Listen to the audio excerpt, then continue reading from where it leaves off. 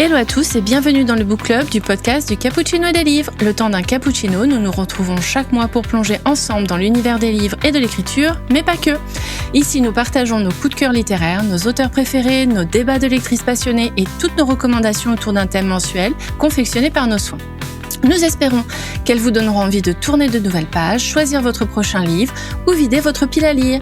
Que vous soyez lecteur assidu, curieux occasionnel ou simplement en quête de votre prochaine lecture, vous êtes au bon endroit.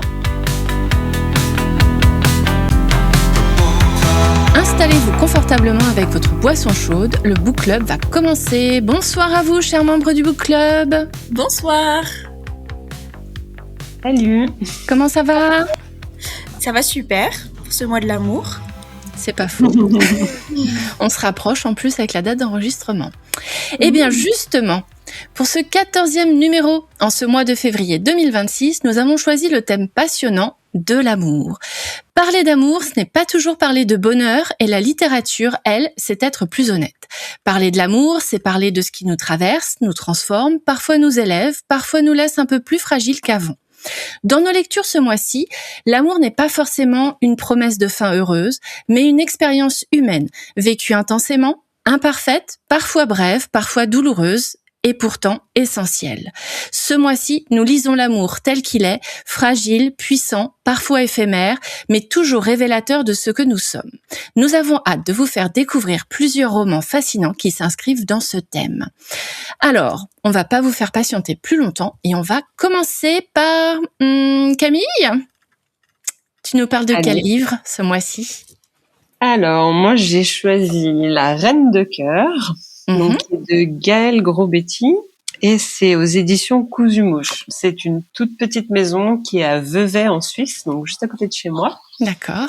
Et que du coup, j'avais croisé pas mal de fois en festival ou dans des salons, etc. Donc j'avais pu tapoter avec l'auteur et j'ai trouvé ça vraiment très stylé.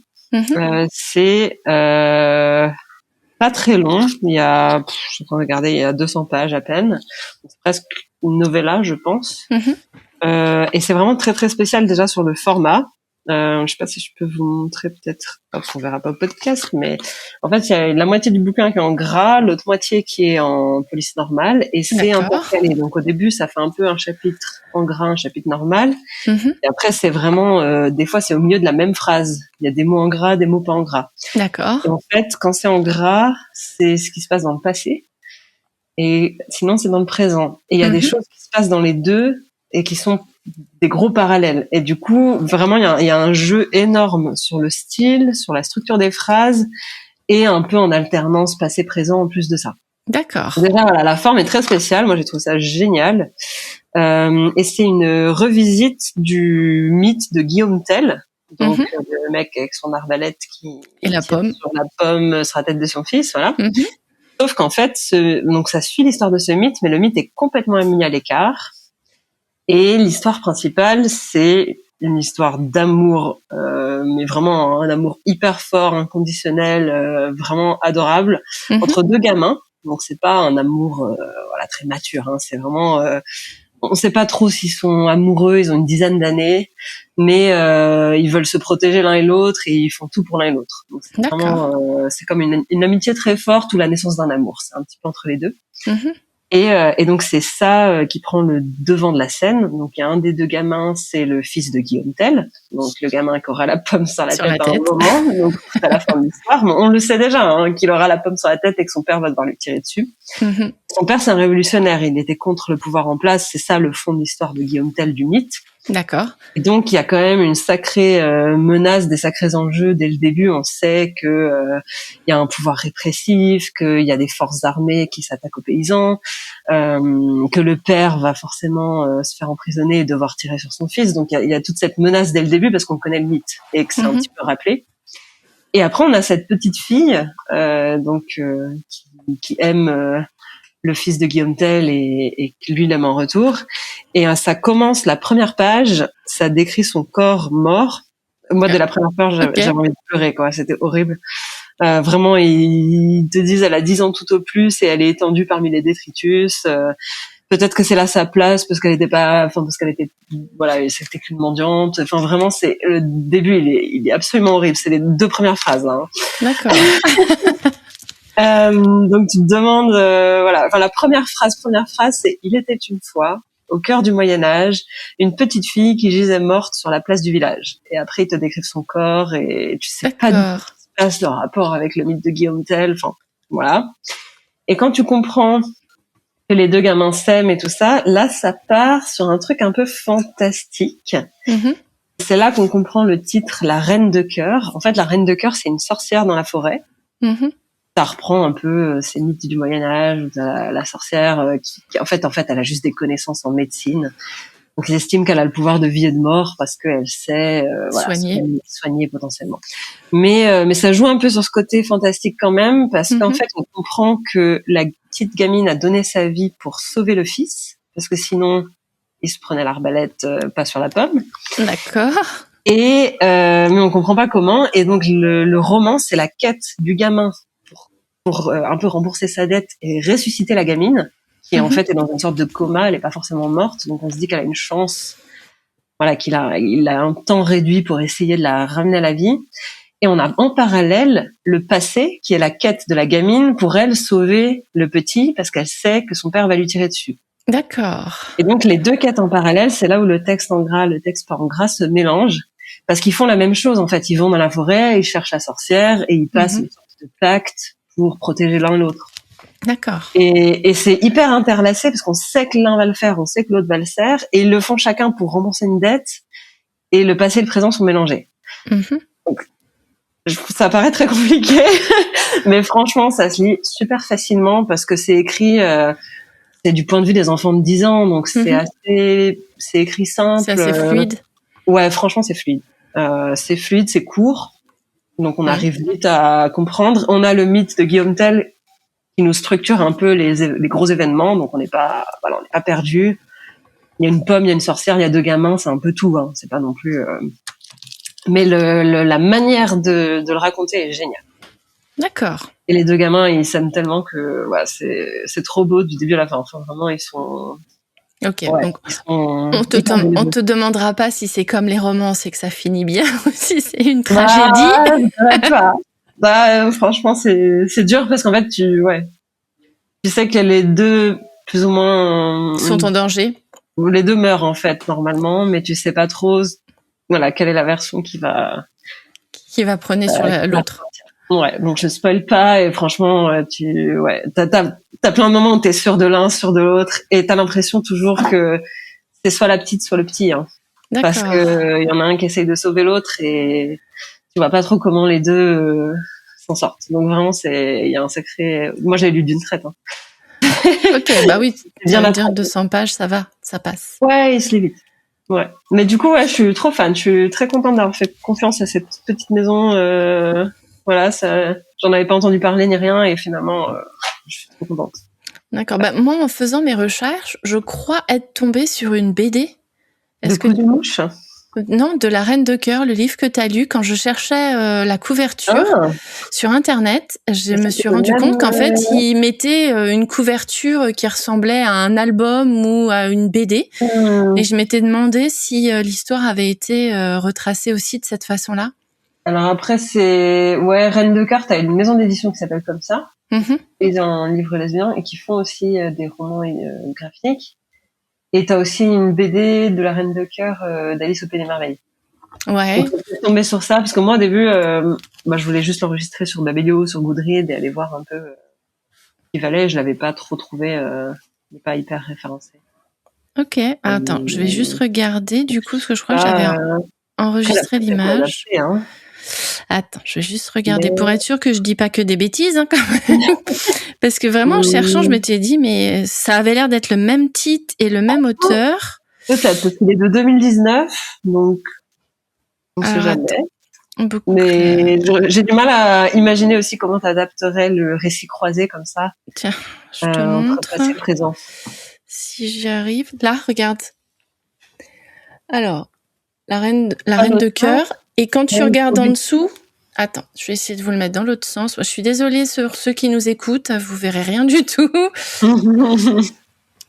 mais il y a bien marqué Gaël Grosbetti, c'est ça son nom? Excellent. Il y a eu une adaptation. Et a priori, ça doit être Richard Henry qui est au dessin. Donc tu vois, c'est juste. Puis comme tu me parles de 2 enfants, la pomme, l'arbalète, tu vois, je me dis tiens, il y a un album. Alors je ne sais pas si c'est un album ou une BD.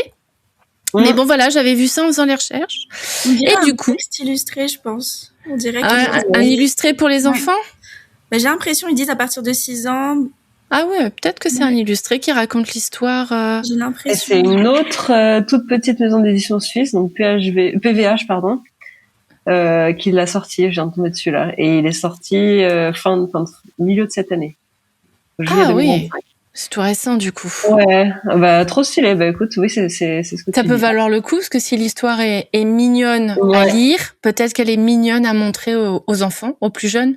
Franchement, je pense qu'elle se lit carrément pour les plus jeunes. Il y a pas mal de suspense, mais ça doit être très cool. Ça peut être sympa. Ouais. Ah non, carrément. Ok.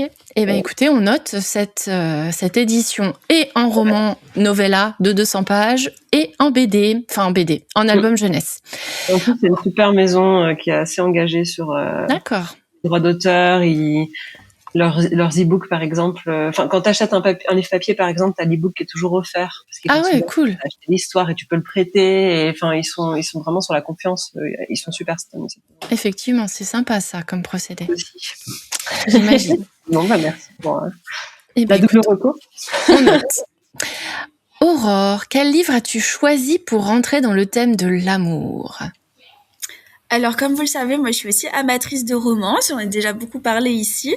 Et j'ai décidé de prendre une nouvelle romance. Donc, j'ai choisi Éphémère de Emma Dinkel, qui est chez Hachette Roman, dans la collection Hachette Roman Plus. Donc, je dois avouer qu'au début, j'avais peur que ce soit, une romance basique. Parfois, j'ai un peu de mal avec les romances modernes. Je suis plus un peu dans les romances qui sortent un peu... je suis très romantasy, un peu... Moins contemporain. Oui, moins contemporain. Et surtout... Ouais, même new romance, j'ai un peu de mal parfois.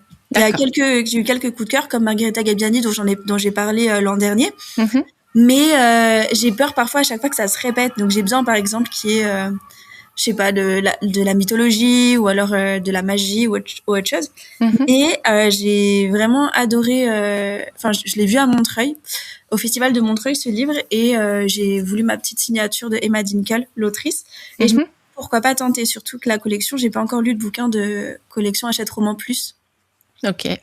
Donc c'est une collection, je crois qu'ils ont sorti pour faire des livres pour des livres de romance, mais qui sont plus matures. Donc c'est pour dire que c'est du 16+, en fait. C'est pour public averti. Exactement. Donc comme ça, ils ont une collection dédiée. Donc Éphémère, pour vous résumer un petit peu, c'est l'histoire de 2 copines françaises, bordelaises, qui ont toutes les 2 des peines de cœur. Donc l'une des 2 lui dit à sa copine de 21 ans, bon, on va faire un road trip aux États-Unis, on a toujours rêvé d'en faire un, on a des vacances, on y va. Donc sur un coup de tête, elles partent toutes les 2 à Miami, et là-bas, elles rencontrent un groupe d'amis avec qui elles vont vraiment se lier d'amitié. Elles vont passer un mois entier avec eux, et il y a évidemment une petite romance qui va se développer entre l'une de ces 2 Françaises et un quarterback super connu aux États-Unis. D'accord. Vous vous doutez bien, il y a une petite romance qui se développe. Donc c'est en 2 tomes. Moi j'ai lu le tome 1. À la fin du tome 1, j'étais en larmes. Donc je vais me chercher le tome 2 demain.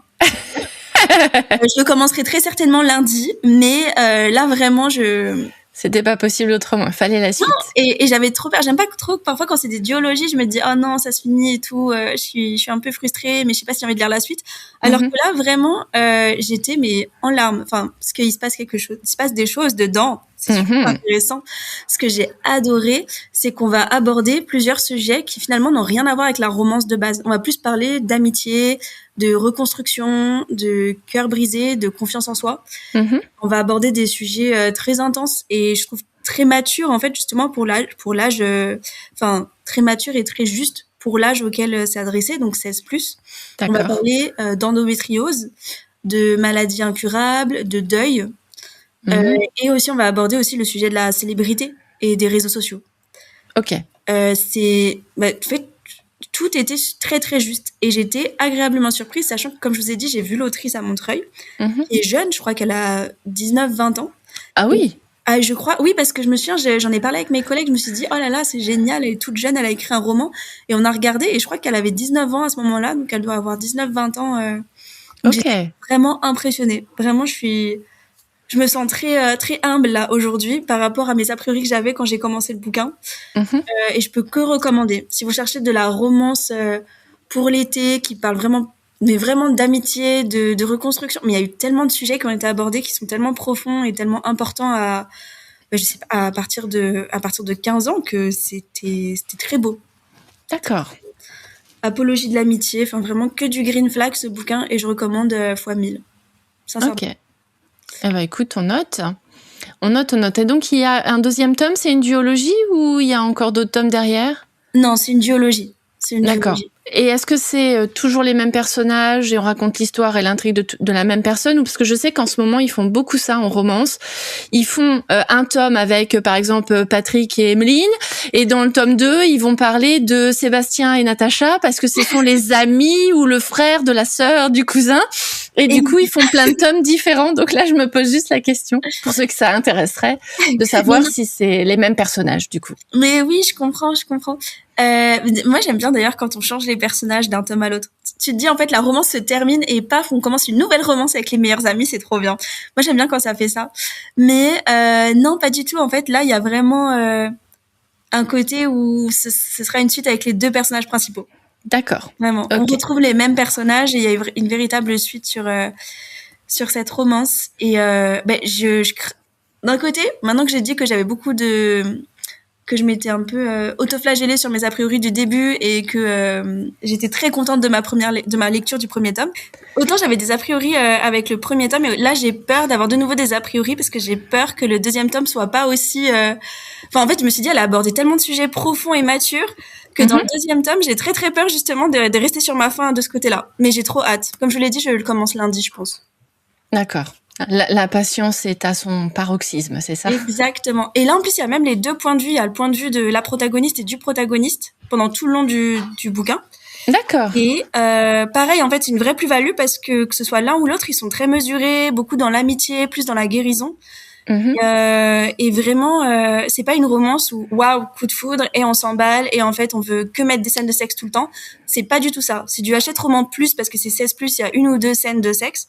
Mais même dedans, je trouve que c'est tellement bien abordé que c'est abordé dans la communication, dans l'attente, la compassion, le don de soi. C'est très green flag en vrai, vraiment. Ok. Eh ben écoute, on va noter. Et puis, on va passer à mon tour, je pense. Écoutez, alors, le livre que j'ai choisi pour ce mois-ci, pour vous le présenter, pour le thème de la romantaisie plutôt pour le coup, c'est le tome 1 de la série Astradora, Les Veilleurs du Savoir de Roman Clécy, qui est publié chez Bookmark dans la collection Lost Kingdom et qui est sorti début février, je crois, si mes souvenirs sont bons. Je l'avais reçu en service de presse de la part de NetGalley, l'application sur laquelle je me connecte régulièrement pour voir s'il y a des nouveautés que je pourrais lire. Et donc, j'ai choisi ce roman qui est donc une romantaisie. Alors, je vais vous faire le résumé. 8 siècles plus tard, le monde est fracturé entre royaumes rivaux prisonniers des guerres et des ténèbres grandissantes. On murmure qu'une ancienne gardienne renaîtra pour apporter l'équilibre, rallumer la lumière des astres et unir les hommes sous une même bannière. Amara s'évola, élevée sur l'île secrète de Santis, est cette héritière malgré elle, la veilleuse des savoirs. Son corps est marqué de glyphes stellaires qui s'illuminent au rythme des astres, son âme chargée de dons et de souvenirs d'un autre temps. Mais loin de la figure sacrée qu'on attend d'elle, Amara rêve seulement de liberté.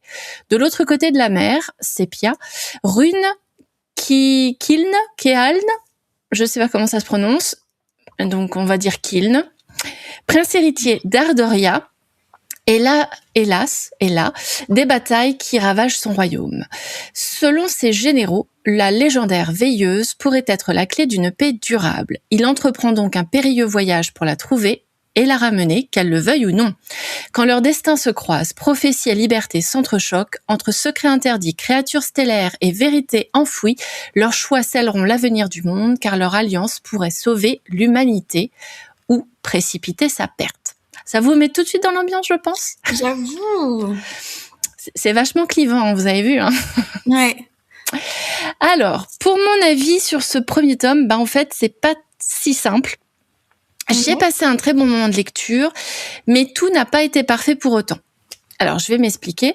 Astradora, ça reste une lecture chouette, portée par un univers très riche, des personnages auxquels on s'attache facilement, y compris les personnages secondaires. Vraiment, on s'attache vraiment à tous les personnages, ils sont tous bien mis en scène. Pourtant, il m'a manqué quelque chose. Ou peut-être, y avait-il quelque chose en trop? C'est là où c'est difficile à expliquer pour moi.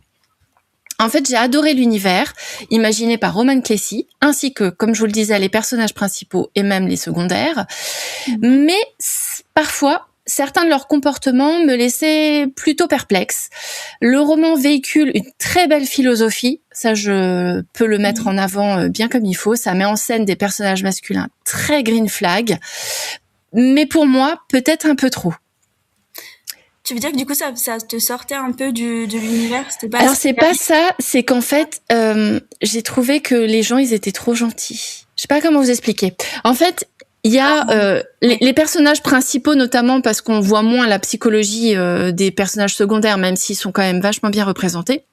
Il y a vraiment des personnages qui sont très travaillés, les blessures, les enjeux, les valeurs qui les animent, etc. Mais il y avait certains personnages que j'ai trouvé moi personnellement excessivement gentils, presque parfaits. Ouais. Et j'aurais aimé, pour moi, dans mon expérience de lecture personnelle, plus de zones grises, plus de complots, plus de difficultés relationnelles. Et je sais pas comment vous expliquer. Non, mais oui. L'histoire, c'est pas un long fleuve tranquille du tout. Il se passe des trucs. Il y a des moments, c'est franchement sauvage et c'est trash. Mais comment je pourrais dire ça? Il m'a manqué pour moi, personnellement, une pincée de sel, une sorte d'étincelle. Peut-être que l'intrigue gagnera en complexité dans le tome 2, que je découvrirai avec curiosité. Je mets pas du tout ça à mal. Mais pour en revenir aux personnages principaux, donc on a Amara, qui est une jeune femme qui est née, donc comme le dit le résumé, sur l'île de Santis, qui est une Astradora, c'est-à-dire un être exceptionnel, une femme de prophétie, qui est dotée de pouvoirs liés aux astres, donc la lune, le soleil, et d'un savoir immense, parce qu'en fait, elle est la réincarnation d'une âme qui n'a rien perdu de tout ce qu'elle a vécu, et de tout ce qu'elle a appris, de tout le savoir du monde, elle l'a toujours en elle. Voilà, ça c'est notre Astradora. Elle appartient donc à une civilisation qui semble en tout cas à la lecture supérieure technologiquement à celle des Ardoriens, dont vient le prince. Et il y a aussi une autre communauté qu'on appelle les Ombrosiens, qui est plutôt un peuple violent et primitif. J'avais l'impression en fait d'avoir Santis, c'est les technologies, les connaissances au summum du summum. Les Ardoriens, ils sont au milieu, un peu comme l'époque médiévale où t'es encore allumé à la bougie et que tu fais du cheval, alors que les gens de Santis, en fait, ils ont une sorte c'est pas de l'électricité, c'est pas comme ça que c'est présenté, mais ils ont quelque chose qui leur permet d'avoir de la lumière et d'avoir l'eau courante, d'avoir accès à un confort de base. Parce que leur technologie est plus avancée que celle des Ardoriens, qui ressemblent vraiment plus à un peuple, on va dire médiéval, parce qu'ils ont pas l'eau courante, ils vont au puits chercher l'eau, etc., etc. Et de l'autre côté, on a les méchants entre guillemets, qui sont les Ombrosiens, qui sont décrits comme un peuple donc primitif et violent. Donc ça, c'est pour vous montrer un peu le monde, l'univers, pour vous montrer à quel point il est quand même assez riche. Donc on a Amara, comme je vous ai expliqué. De l'autre côté, on a Rune, donc le prince Rune, qui est profondément humain et sensible. Vraiment très sensible. Et ça m'a peut-être un petit peu perturbée aussi. Et il va être sensible dans le sens où il va toujours être super compréhensif, ou il va être sensible dans le sens où il va prendre l'amour? En fait, tout ce que vit son peuple le touche au plus profond de son être. Ouais, il s'est pas carapacé comme il arrive généralement quand tu passes par le collège et que tu dois t'endurcir face aux hommes, quoi. Là, il est tellement gentil et tellement bienveillant qu'à partir du moment où il arrive du mal à son peuple, puisqu'il est quand même fils de roi, en fait, ça le touche tellement profondément qu'il veut plus que son peuple soit touché. Vous voyez ce que je veux dire? Et il serait prêt à se sacrifier lui-même pour pouvoir permettre à son peuple de ne pas souffrir, de ne pas subir la guerre, de ne pas subir la violence des Ombrosiens, etc. Et donc, on a un personnage qui est donc profondément humain et sensible, comme je vous l'ai dit. D'un côté, il est confronté à la maladie de son père, qui est un roi aimé et aimant. C'est vraiment le roi que tout le monde rêverait d'avoir. Ok. Et donc, comme je vous disais, ils sont tous les deux très très sensibles à la violence que subit son peuple par rapport aux Ombrosiens qui notamment enlèvent leurs enfants. D'accord. Et s'attaque à eux et détruit tout sur leur passage. Donc c'est pour vous montrer à quel point le prince il est impliqué dans le bien-être de son peuple, qui est donc, comme je vous disais, régulièrement attaqué. Et j'ai trouvé son engagement philosophique vraiment intéressant. Il veut sincèrement, comme je vous disais, il serait prêt à se sacrifier pour eux, pour qu'ils puissent être heureux et bien dans leur vie. Et on va avoir cette rencontre entre Rune et Amara qui va être bouleversante pour tous les deux. Parce que Rune, il est, je dirais, presque parfait avec elle. Pour moi, il était peut-être trop parfait. Il devient exactement ce dont Amara avait besoin pour ne plus être seulement l'enjeu, l'objet et l'arme de son peuple, les gardiens de Sentis, qui l'ont surprotégé toute sa vie, en lui apprenant des tonnes de choses, mais qui, au final, avaient des idées bien particulières, parce que je vais essayer de pas trop vous spoiler quand même, mais bon, bref, qui sont peut-être pas tout beau, tout propre non plus de leur côté. C'est dur de pas vous spoiler l'histoire. Ouais. Mais donc, Rune est exactement ce dont Amara a besoin à cet instant T. Il vient même presque la sauver de ce qu'elle va vivre à un moment à cause de son peuple. Et Amara, elle, de son côté, malgré tous les pouvoirs qu'elle a, tous les savoirs infinis qu'elle a, elle inspire qu'à une seule chose, être libre. Ne pas être la gardienne, ne pas être la veilleuse du savoir, ne pas être l'objet de cette prophétie. Vous voyez ce que je veux dire?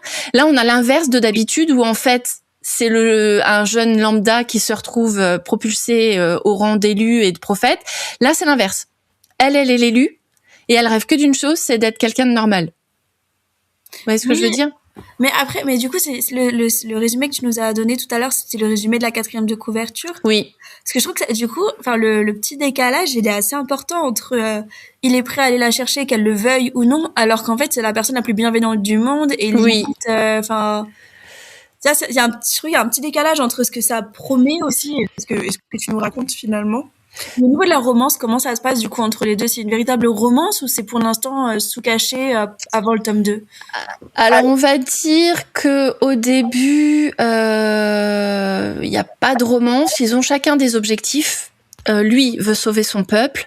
Amara, elle, veut trouver le moyen de partir de son île et de s'enfuir. C'est pour ça que je vous dis, il arrive à un moment où elle a besoin de s'enfuir et il lui amène un bateau entre guillemets parce qu'il avait de toute façon l'intention de la kidnapper, j'ose dire. Et en même temps, elle rêvait que d'une chose, c'était de se casser. Donc voilà, tu vois, comme tu dis, ça casse un peu ce qu'on connaît et en même temps. Alors, c'est original et c'est très intéressant et c'est très sympa, mais c'est vrai que quand tu as, alors il y a des méchants, mais les méchants en fait, ils sont vraiment, vraiment très méchants. Vous voyez ce que je veux dire? Ouais. C'est vraiment des brutes épaisses, c'est des gens malveillants, vraiment. Et les gentils sont trop gentils. Je sais pas comment, c'est compliqué ce que je veux dire. J'ai trouvé que c'était un petit peu trop noir ou trop blanc et pas assez gris, en fait.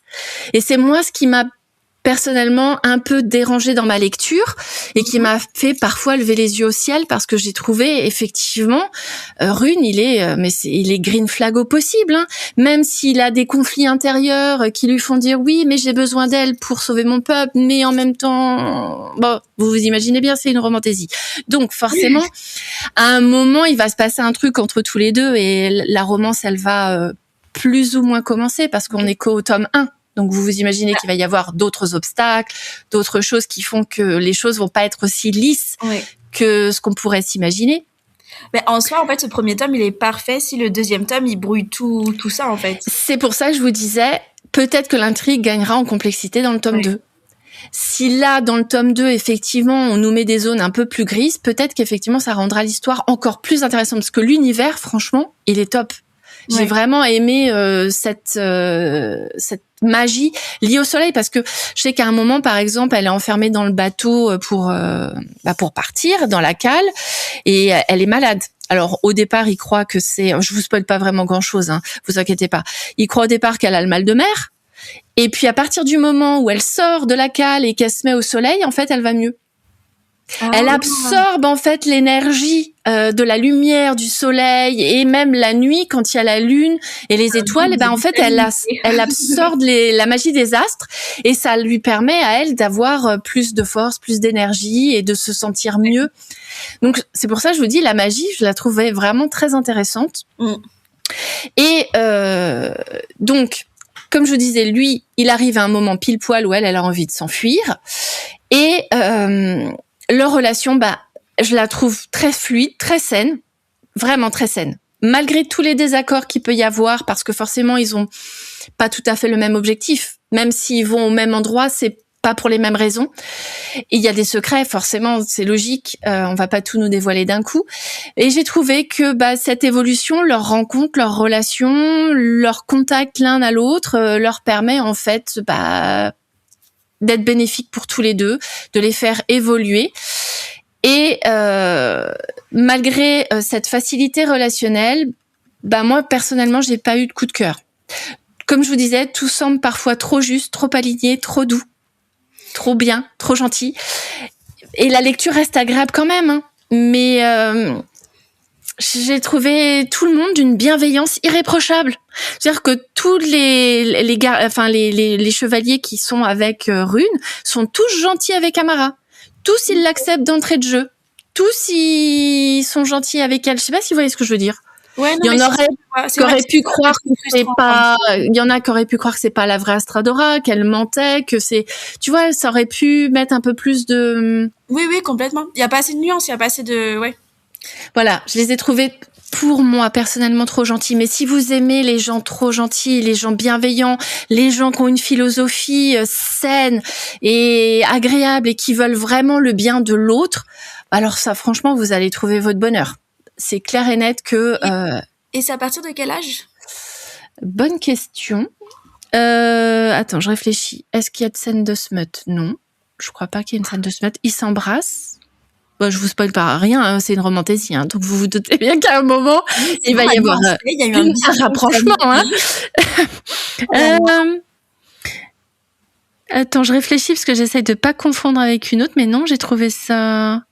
Non, j'ai trouvé ça soft, mais peut-être que j'ai oublié, c'est possible. Même au niveau de la complexité, 12 ans, ça passe tout seul ou... je dirais quand même plutôt adolescent, quand même, pour bien comprendre les enjeux qu'il y a derrière tout ça. Mais bon, pour un premier tome, voilà, ça met en place les personnes, ça met en place ce qui sont, leur personnalité, là où vont leur intérêt, leur objectif, leurs valeurs. Donc c'est quand même assez bien. Donc après, moi j'ai trouvé ça plutôt cosy, malgré la violence. Il y a quand même des scènes pas soft du tout, hein. Mais bon, ça reste... Ouais, moi j'aurais préféré plus de nuances, un peu plus de gris dans les comportements, et j'aurais peut-être plus apprécié ma lecture. Mais bon, si vous aimez les univers riches, prometteurs, peuplés de vrais gentils, affrontant de grands méchants, avec de la romance, de la sensibilité, de belles idées pour faire avancer le monde, je pense que ça pourrait vous plaire. Ok, merci. Voilà. Hop, je vais faire pause. Donc voilà, ça c'était ma lecture de Astradora, l'éveilleur du savoir. Donc ça reste quand même une très bonne lecture, hein. Si vous voulez le lire, n'hésitez surtout pas à y aller. Alors, Amélia, quel livre as-tu donc choisi pour rentrer dans ce thème, s'il te plaît ? Donc moi j'ai lu Échec à la reine de Aliérel Ilési. J'espère bien prononcer son nom. Un roman qui est paru le 5 février dernier chez Crinéo. Alors, j'ai encore un pied dans le thème du book club de Georgie, qui avait pour sujet la royauté. Mais ma recommandation pour la Saint-Valentin aura un petit twist, Mais promis, c'était une très très bonne lecture et je pense que ça peut plaire. Alors je suis dans le clou pour le thème de l'amour parce que c'est le cœur du sujet dans ce roman. Mais, disclaimer, ce n'est pas une romantésie comme c'est vendu aujourd'hui, on va dire. Alors Échec à la reine nous place dans les terres de Terrasul peut-être, endroit gouverné depuis toujours par des reines, lesquelles sont adorées comme des déesses. Elles doivent porter un masque en or pour les rendre anonymes. Et dans cette lignée, on va suivre Viviane, une reine montée sur le trône depuis peu. Et comment dire que dès les premières pages, on va mettre les pieds dans le plat. L'intrigue d'entrée de jeu s'ouvre sur un conseiller qui s'agenouille devant la reine et dit quelque chose comme « Madame, la guerre est déclarée ». Ça donne le ton. Alors après, on pourrait croire que l'on va assister aux préparations d'une défense, d'une fuite, d'une stratégie, bref, un aspect militaire. C'est un peu le cas, mais pas tout à fait. Pas tout de suite en tout cas, car l'autrice nous emmène d'abord dans une excursion dans le passé, dans un autre point de vue. D'ailleurs, par la suite, une construction entre passé et présent entremêlés, croisés, que l'on va avoir tout au long du roman, et c'est ainsi qu'on va avoir petit par petit les clés de l'intrigue, avec le passé qui éclaire le présent qui détricote le passé. J'ai dit que j'étais dans le thème, donc Saint-Valentin, amour, couple, romance, mais avec un pas de côté. En fait, c'est parce que cette fantaisie médiévale, met au cœur de son intrigue une histoire d'amour. On va la voir naître, grandir, se consumer, notamment dans les parties passées. Mais la trope principale du roman sera Lovers, tout ennemi. Alors, pas de spoil, l'autrice et la maison d'édition précisent même amour impossible, amour tragique. Donc, on n'est pas sur un amour heureux. Mais il y a un amour important. Je pense que ça fait pas de mal si j'insiste un petit peu sur ce point, parce que, pour que personne ne soit déçu, de ne pas y retrouver une romantaisie au sens plus répandu du terme, comme je disais tout à l'heure.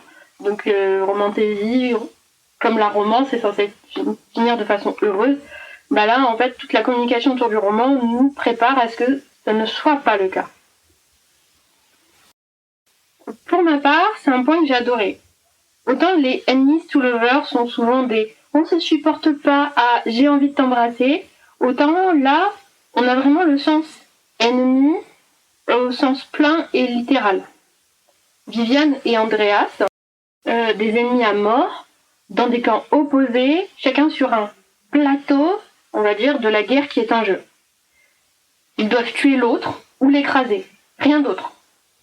Il y a un gouffre entre eux qui est fait d'années sans se voir, mais aussi de secrets, de mensonges, de rancœurs, et tout cela les sépare. Aujourd'hui, parce qu'en fait, on a le paradoxe de voir en miroir comment est née leur romance. Quand ils étaient enfants, quand ils ont glissé de l'amitié à l'amour à l'adolescence, et enfin la relation quand ils ont été plus adultes, et comment ensuite tout s'est peut-être envenimé. Donc voilà, c'était vraiment intéressant de voir se construire d'un côté et le résultat de la destruction de l'autre. Mais sans encore voir tout de suite comment ça s'est détruit et comment on en est arrivé à Lovers, to enemies. Autrement, on a aussi un élément très présent dans le roman, avec la question de la place et du rôle de la femme dans la société, dans le couple, et surtout dans la politique. Ce que j'ai fait exprès de ne pas dire quand j'ai parlé de Terrasul, donc l'endroit, le pays où se déroule le plus gros de l'histoire, c'est que ce n'est pas un royaume. Si vous avez lu Le Prieuré de l'Oranger, vous connaîtrez ce mot. C'est un reinum. Et toute la subtilité est là. C'est un reinum, la terre d'une reine. Deux reines. Tout ce que dans notre réalité, donc là pour de vrai, par exemple dans l'histoire française, européenne, etc., on aura construit sur le mot roi et transvasé, d'où on aura tiré des mots sur la racine du mot roi, et bien ici tout sera sur le mot reine. On n'aura pas un couple royal, mais un couple réginal. La couleur bleu roi sera bleu reine, et bien sûr on a le mot rénome, les mots royaux. Voilà. C'est plus que des subtilités lexicales. C'était aussi dans la façon de représenter, de considérer la vie des femmes, que l'autrice a choisi de placer en avant, de déconstruire par rapport à ce que nous on connaît aujourd'hui. Donc là par exemple on est dans une fantaisie médiévale, mais l'autrice a choisi de présenter comme quoi les femmes portent les armes, il n'y a aucun souci pour personne, et que même elles y sont mieux formées, donc au maniement des armes, que les garçons dans leur adolescence, que les femmes portent le nom de leur mère, que ce sont les garçons plutôt, enfin en tout cas on a eu plusieurs exemples de garçons qu'on élève en secret dans l'espoir de les marier. Et c'est aussi dans le fait que la reine, donc de Terrasul ici, elle a les pleins pouvoirs et on place le roi, donc son époux, dans une posture plutôt un rôle de soutien et de conseil. Seulement de soutien et de conseil. Pour cristalliser l'idée, j'ai tiré une citation que je vais vous lire. Je cite donc: Terrasul sera rénome ou ne sera pas. Nul roi, nul prince. Rien que la reine divine, son héritière désignée et ses gardiens dévoués. Ils s'assureront que sa majesté, figure sacrée, soit préservée des dangers liés à l'exercice de son juste pouvoir, en temps de paix comme en temps de guerre. Bref, donc, un roman de fantasy assez puissant, parce qu'il est déchirant, l'aspect martial est assez violent, il y a énormément de tensions liées au conflit, il est donc féministe, comme je viens de l'expliquer et illustrer.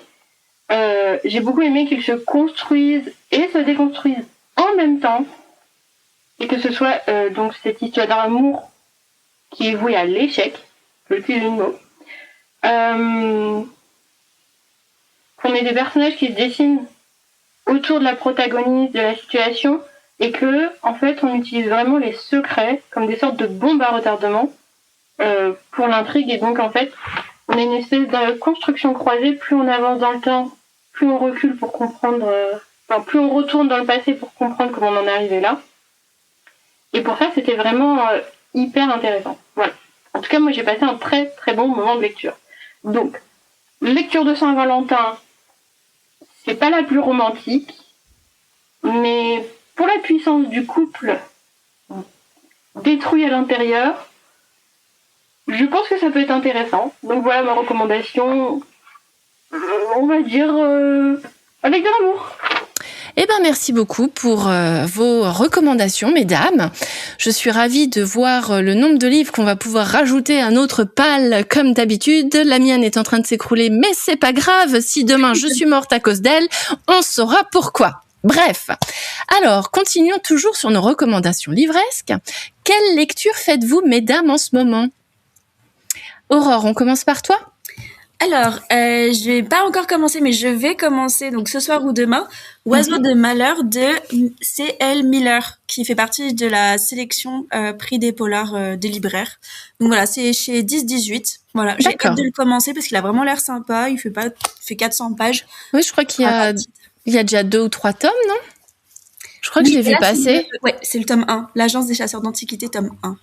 Ah, Agence de chasseurs d'antiquités, ça me tente déjà. J'espère que tu nous diras. La couverture est super belle avec 2 personnages féminins dos à dos, qui est très très joli. Je sais pas si vous le voyez bien. Oui, ça a l'air de faire très début 20e, non? Au niveau de leurs vêtements. C'est ça. Ça se passe quand? Eh bien, je sais pas du tout. Je lis jamais les 4e de couverture avant de les commencer. Donc, t'as raison. Et en plus, c'est pas indiqué là. Je viens de dire la marque. Ok. J'aurai la surprise, je te dirai ça la prochaine fois. Ça marche, pas de souci.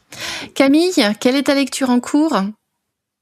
Alors, j'ai fini un peu à l'arrache la lecture pour ce mois-ci de La Reine de Cœur hier soir, mais j'ai quand même eu le temps de commencer un petit chapitre de ma prochaine. Donc, c'est un livre de chez Nemos, de leur ancienne collection Mu. Mm-hmm. Il s'appelle Les Oiseaux du Temps. Il est assez connu. C'est un oiseau bleu, un oiseau rouge. Vraiment, on l'a recommandé 1000 fois, donc je me suis décidée à le lire. C'est de la SF, un peu transhumanisme, body horror. Enfin voilà, il paraît qu'il est assez, genre pas trash, mais assez sombre quand même. Mm-hmm. Mais je sais pas, on me l'a recommandé sous plein d'angles différents que à chaque fois j'adore. Donc j'ai lu qu'un chapitre, donc je sais pas encore, mais voilà, il a l'air assez cool. Les auteurs, c'est Amal El-Mortar et Max Gladstone. Ok. C'était en anglais à la base et voilà, on me l'a vendu. Il est censé y avoir une romance lesbienne, il est censé y avoir des histoires de guerre à travers le temps, voyage dans le temps, etc. Enfin bon, il y a plein de métaphores et de trucs qui me tentaient. Mm-hmm. Et je ne sais pas encore quoi en penser. Voilà, pour l'instant, j'aime bien le style. Ok. On me l'a trop vendu, j'ai peur. Tu verras bien, c'est vrai que des fois quand les livres sont trop hypés, après on peut être déçu. Et ben moi justement, je suis en train de finir, et quand je dis finir, c'est finir, il me reste que 40 pages, je suis en train de lire Divine Rivalité de Rebecca Ross, pour rester dans le thème de la romantaisie. Il est trop beau. Ouais. Et là, j'ai enlevé la jaquette pour pouvoir le lire en toute tranquillité, puis regarde l'intérieur aussi. Ah, il est magnifique, j'adore. Doré à l'intérieur, quoi. Ouais, et en fait, c'est comme des touches de machine à écrire. Ouais. Parce qu'en fait, c'est l'histoire d'une jeune fille qui est journaliste et qui a son frère qui est parti à la guerre. Et avec sa machine à écrire, en fait, elle lui écrit des messages parce qu'il lui donne pas de nouvelles et elle s'inquiète. Et il y a un côté un peu magique et fantastique parce qu'elle met ses lettres dans sa garde-robe et la lettre disparaît.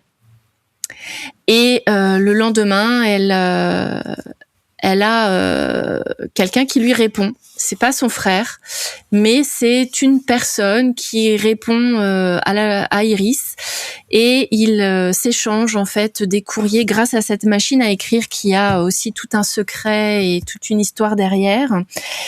Et en même temps, donc Iris, elle, donc comme je vous disais, elle est journaliste et elle se bat entre guillemets avec un jeune homme qui s'appelle Roman pour le même poste de chroniqueur dans un journal. Et un événement douloureux lui arrive à Iris et elle décide de tout claquer tout claquer et de partir en fait sur le front. Et elle devient correspondante de guerre. Et je pensais pas être aussi touchée par cette histoire parce que c'est quand même vachement romance. Là, pour le coup, on est vraiment dans une romantaisie, on est vraiment dans une romance qui prend beaucoup de place dans l'histoire. Même si le world building derrière a l'air vraiment très chouette, parce que ce sont des guerres entre dieux. En fait, d'où le nom Divine Rivalité. Il y a un dieu qui s'appelle Dacre et une déesse qui s'appelle Enva et qui se font la guerre mutuellement et en entraînant les hommes avec eux dans leur sillage, et ça crée énormément de deuil, de destruction, de questionnement, de choses. Donc il y a quand même un côté assez glauque et assez dur, et en même temps on a cette romance qui vient un petit peu illuminer tout ça et mettre un peu plus de joie dans ce qui leur arrive, parce que franchement leur vie elle est vraiment pas facile. Et j'arrive à la fin, j'ai hâte de savoir comment ça va finir, mais je sais qu'il y a un tome 2 après, donc bon, je me dis si ça se trouve ça va faire comme toi Aurore. Attends les cliffhangers. Voilà, je me dis mince, je vais me retrouver avec un truc et il faudra que j'achète le tome 2 demain. Donc bon, on verra bien. Donc ça, c'est ma lecture papier. Et sinon, pareil, je suis sur un livre audio qui a eu beaucoup de hype, qui est La Guerre du Pavot de R.F. Kuang. Donc ça y est, Aurore, je suis en train de l'écouter, du coup. Bravo! Attention, ça peut être violent, mais c'est trop bien. Mais ça peut être violent. Oui, ça l'est. J'en suis rendue... Alors attends, je vérifie. Je crois que j'ai lu 30%. Enfin, j'ai écouté 30%. Déjà, ce qu'il y a de bien, c'est qu'il y a qu'un seul narrateur, donc. Pas encore à la partie violente. Je suis vraiment navrée. C'était déjà pas mal à 32%. C'est très adulte. Là, pour le coup, moi, quand on me demande si c'est bien ou pas, je réponds, c'est pour 18 plus presque. Il y a pas public averti. Mais par contre, public super averti sur la violence, quoi. Enfin, pour le coup, c'est violent, mais c'est génial. C'est si bien écrit. J'espère que ça te plaît, en tout cas, l'audio. Écoute, pour le moment, ça va. Après, il y a quand même beaucoup de personnages et j'avoue que des fois, je suis pas sûre à 100% de me souvenir de qui est qui, pourquoi, comment. Il y a des noms qui reviennent régulièrement, donc je me dis, ceux-là, c'est bon. Je sais qui ils sont. Puis il y en a d'autres, je me dis, bon, advienne que pourra. Donc là, en fait, j'en suis rendue, au moment où elle arrive aux dernières épreuves de sa première année d'école. Ah, trop bien. Donc là, elle est arrivée aux arènes, au combat dans les arènes. Ouais. Et j'en suis arrivée à la fin de ces combats dans les arènes. Ok, trop bien. Donc, il y a la deuxième partie qui a bientôt commencé. Donc pour l'instant, je ne dis rien, mais j'en suis rendue là. Donc j'avoue qu'effectivement, il faut pas être fatigué, il faut être concentré, faut écouter. Vraiment, alors je sais pas si ça fait une différence entre l'écoute audio et la lecture papier. J'avoue que là, je sais pas, tu pourrais mieux me dire parce que toi, tu l'as lu en papier. Ouais, moi je fais pas trop d'écoute audio parce que je suis très distraite quand j'écoute quelque chose. Donc généralement, typiquement Passion Antiquité que tu nous avais recommandé dans un autre, j'adore écouter ça. Je dirais qu'il faut que je fasse quelque chose de très manuel, genre vraiment ouvrir des cartons, fermer des cartons ou cuisiner, parce que sinon je retiens pas la moitié de ce qui se passe et je dois réécouter le podcast. Bon, du coup c'est cool parce que je réécoute, c'est très sympa. Oui. Mais j'avoue que c'est pour ça que je fais pas de livre audio, mais en lecture c'était un vrai délice et ça se lit. Il y a 700 pages, je crois, 788 ou. Ouais, ça doit être quelque chose comme ça. Ouais. Mais en une semaine, je crois que moi je l'avais dévoré parce que en lecture c'est tellement fluide, t'as l'impression de glisser. Écoute, en audio on glisse pas. Mais c'est alors quand je fais mon ménage ou quand je suis dans la voiture, ça va. Mais il faut vraiment que je me concentre dessus en fait. Ouais, comme tu dis, il faut que pour ce livre-là en particulier, il faut vraiment pas que je fasse quelque chose qui me demande de réfléchir. Bon, tu vas me dire oui, mais si tu conduis, tu réfléchis, c'est pas faux. Faut que je fasse attention à la route. Mais là, par exemple, je sais que mardi dernier, j'étais trop fatiguée. J'avais très mal dormi la veille, je m'étais réveillée à 3h25 du matin, j'avais commencé ma journée alors que j'allais sur site, que j'avais toute la route à faire, bref, peu importe. Et le soir dans la voiture, je me suis dit non, je suis trop fatiguée, je vais pas comprendre, donc autant... Puis entre les noms, on n'est pas très habitué. Déjà que la fantasy, c'est dur de rentrer dans un monde quand t'as des noms un peu étrangers, tu vois. Par exemple, Rune, le prénom dont tu parlais tout à l'heure, c'est pas un nom dont on a l'habitude, notamment pas en France. Donc j'avoue que à écouter en plus La Guerre du Pavot, enfin je pense que ça se fait, mais c'est vrai que à lire, en tout cas, j'aurais tendance à plus recommander la lecture. Ok, écoute, pour l'instant, je lis, j'écoute le tome 1. Si vraiment, à la fin du tome 1, je trouve l'histoire trop géniale, je pense que j'achèterai la version papier, effectivement. Encore lu le tome 2. Mais là, en plus, le tome 1 est magnifique. Il y a des illustrations à l'intérieur et tout. Oui, c'est ce que j'ai vu. Il y a des booktubeuses qui ont montré leurs livres et effectivement, ça, c'est magnifique. Mais bon, là, j'ai eu l'occasion de pouvoir... En fait, je l'ai récupéré par NetGalley. C'est un service de presse audio que je pensais jamais l'avoir. Je l'avais demandé en papier. Il m'avait refusé l'accès au livre. Et puis, quand la version audio est sortie, ils me l'ont proposé. Donc, j'ai pris l'occasion de l'écouter. T'as raison. En vrai, il est trop bien. Pour l'instant, j'aime bien. Ça va. Après, faut vraiment être concentré. Voilà, c'est la seule chose que je dis, c'est qu'il faut vraiment être attentif pour déjà bien entendre les prénoms, de bien savoir de qui on parle, avec qui on est, qu'est-ce qui se passe. Après, tout est du point de vue de Rin, donc ça va. C'est quand même assez facile à lire parce que tout est de son point de vue à elle. Oui, je sais pas si ça reste de son point de vue, mais en tout cas, il y a pas de changement de. Enfin, c'est pas choquant, je crois. C'est plus comme narrateur externe, tu vois, genre en mode et de ce côté-là, il se passe ça, tu vois. Mais je sais plus si justement ça change pas après. Écoute, je verrai. Pour l'instant, j'en suis qu'à 32%. Ça doit représenter quoi 150, 200, non, ouais, 150, 200 pages sur du papier, 32%. Je pense, ouais. Ouais, j'en suis qu'au début, hein. C'est vraiment le début. Mais j'ai hâte d'avoir ton retour. Écoute, je le ferai avec plaisir. Après, voilà mes lectures et écoutes en cours. ce qui est déjà pas mal. Et toi, Amélia, du coup, c'est quoi ta lecture en cours, s'il te plaît ? Pour ma lecture en cours, j'avoue que je n'ai pas encore ouvert de nouveaux livres. J'étais restée sur ma lecture de Échec à la reine. J'ai des gros pavés dans ma pile à lire, mais je me sens pas encore d'attaque. Donc j'ai pas commencé, mais j'ai mis sur ma table de chevet le premier tome des Chroniques lunaires de Marissa Meyer, parce que j'avoue ne plus me souvenir de l'histoire de la saga, et que bon, comme j'aime les réécritures de contes de fées, on va dire qu'il serait bien que je m'en souvienne, que je la sache un peu. Donc voilà, je pars sur une relecture, redécouverte tranquille de la série de Marissa Meyer. Eh bien, dis donc, avec toutes ces recommandations, je crois qu'on est servi en nouvelle lecture, mesdames. Eh ben, merci beaucoup pour ces partages, pour avoir parlé de l'amour sous toutes ses coutures, puisque nous avons eu des larmes, des cris, des pleurs, et des gens trop gentils, et des gens trop méchants. Ouais. Et des petits enfants trop mignons. Mmh. La romance, c'est ça aussi. La romance, la romantaisie, il n'y a pas que du bon, il y a aussi de la tragédie, il faut pas les oublier. D'ailleurs, en tragédie, j'aurais tendance à parler des Hauts d'Hurlevent de Émilie Brontë, qui fait un tabac en ce moment, semble-t-il.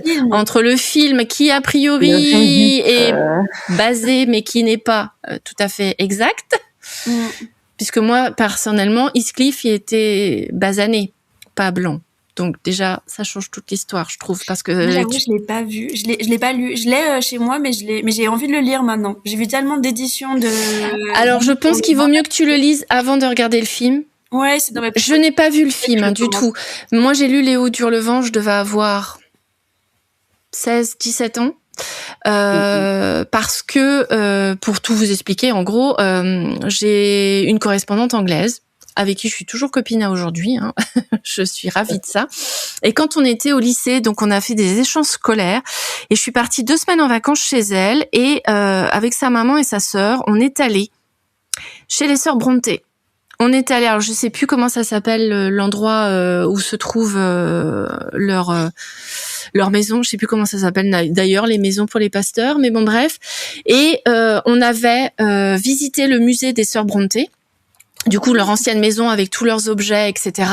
Le cimetière juste à côté, tout, vraiment tout, le coin. Et on avait été aussi dans ce que moi j'appellerais les Hauts d'Hurlevent. Donc, on a été dans la campagne, autour de ce petit manoir, parce que je crois que c'est quand même un petit manoir. Et j'ai vu effectivement les plaines, un peu comme aussi le chien de Baskerville, hein. Les longues plaines vastes, les vastes étendues qui s'étendent. Bah oui, vastes étendues qui s'étendent, Jessie, bien sûr, avec des moutons. Je me souviens qu'il y avait beaucoup de moutons dans les Landes. Et parce que j'ai vu tout ça, je me suis mise à lire Les Hauts d'Hurlevent, donc d'Émilie Brontë, et j'avais adoré l'histoire. Et j'ai hâte de lire. C'est une tragédie, hein. Donc c'est pour ça que peut-être ça m'allait aussi. Parce que ça finissait pas bien, et les gens ils étaient pas tout beaux et tout gentils. C'était très nuancé. Mais il y avait surtout beaucoup de différences qui ont été mises en avant, parce que pour moi c'est un jeune homme qui a été adopté pour travailler. Je crois qu'il a été adopté, pourtant il travaille. C'est très bizarre comme truc, mais il a une couleur de peau. Okay. Il est pas blanc. Écoute, j'ai hâte de le lire et puis je te dirai. Je l'ai en anglais chez moi, donc faut juste que je me motive, mais faut que je lise vite pour pouvoir voir le film au cinéma après. Bah voilà, c'est ça. Mais dis-toi, voilà, de ce que j'ai pu entendre et comprendre, le livre et le film, c'est basé sur la même histoire, mais c'est pas la même histoire. Ouais, pour moi, ils ont vraiment appuyé sur la différence, leur réécriture moderne, quelque chose comme ça. Ouais, mais peut-être pas la différence par rapport à la couleur de peau, mais peut-être la différence par rapport aux classes. Je sais pas du tout. Parce que dans mon souvenir des Hauts d'Hurlevent, il y avait et la peau et les classes et le fait que elle pouvait pas se marier avec lui parce que en tant que, je crois qu'elle est noble ou grande bourgeoise, et du coup c'était pas possible. Leur relation, elle était vouée à l'échec. Mais tu vois bien qu'en fait, quand t'aimes passionnément quelqu'un, c'est difficile tout ça. Tu vois ce que je veux dire? Je te donne envie au moins, j'espère, parce que je voudrais pas vous spoiler quand même, hein, mais c'est un classique. Y a rien qui va, ça finit mal, mais lis-le, Aurore, ça va être super bien. C'est ça. Non, je t'assure, il y a quand même eu des bons moments. Moi, j'en ai gardé un souvenir. Moi, je vous ai présenté Éphémère, un truc trop mignon, avec beaucoup d'amitié dedans, de l'amour et tout. Non, mais oui, je vais lire et je te dirai si ça m'a... Regarde, une autre des plus belles histoires d'amour qui existent, c'est la tragédie de Roméo et Juliette. C'est une tragédie. Et pourtant, c'est une magnifique histoire d'amour. Tu vois ce que je veux dire? C'est... Voilà, bah moi je préfère le côté gothique et glauque. Voilà. Et bah comme ça, on a tout le portrait. Mais bon, allez, on va s'arrêter là, il est déjà tard. Merci beaucoup mesdames pour vos recommandations et vos partages de lecture. Ce nouvel épisode de podcast est fini. J'espère que cela vous a plu et que vous avez fait le plein de nouvelles découvertes pour compléter vos wishlists de livres. Si vous aimez ce book club, n'hésitez pas à vous abonner pour avoir le prochain épisode de sa sortie, à liker et à partager, surtout à partager. Et si vous le souhaitez, vous pouvez également nous retrouver sur YouTube. Et oui, nous sommes mesdames sur YouTube.